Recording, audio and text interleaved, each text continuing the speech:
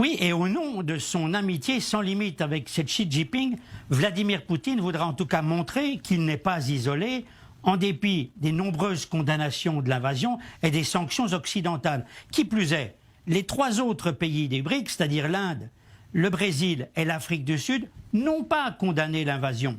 En tout cas, il y aura surtout une volonté sino-russe d'affirmer que le nouvel ordre mondial n'est plus du tout sous domination américaine.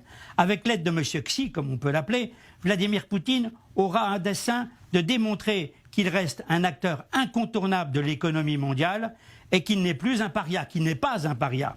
Enfin, David, vous qui êtes un expert en économie, il ne vous aura pas échappé que ce sommet des BRICS se veut être le contre-sommet du G7, des pays les plus riches de la planète, qui aura lieu dans quelques jours en Allemagne, avant le sommet de l'OTAN à la fin du mois à Madrid.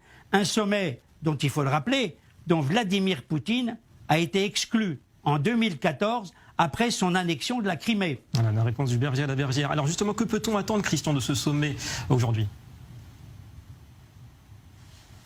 Alors, à prendre avec prudence, David. Le sommet des BRICS pourrait adopter une résolution, nous dit-on, appelant à une solution pacifique du conflit en Ukraine et demandant aux Occidentaux d'assouplir leur position concernant les sanctions.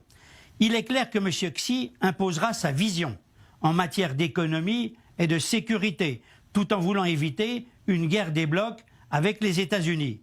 Les BRICS ne veulent plus entendre parler de domination des puissances occidentales. Ils aspirent à une réforme du Fonds monétaire international, de la Banque mondiale, et n'épargneront pas au passage, en tout cas ils égatineront, l'OTAN.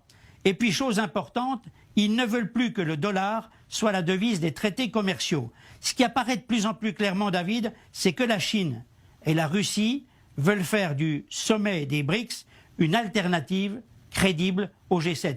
Et j'ajouterai, quand on voit tout ce qui est en train de se passer avec les Russes, les Chinois et les Iraniens, on s'aperçoit qu'on est face à une création aujourd'hui d'un axe entre Chine, Russie, Iran et de l'autre côté, le bloc occidental dans lequel on doit inclure Israël. Voilà.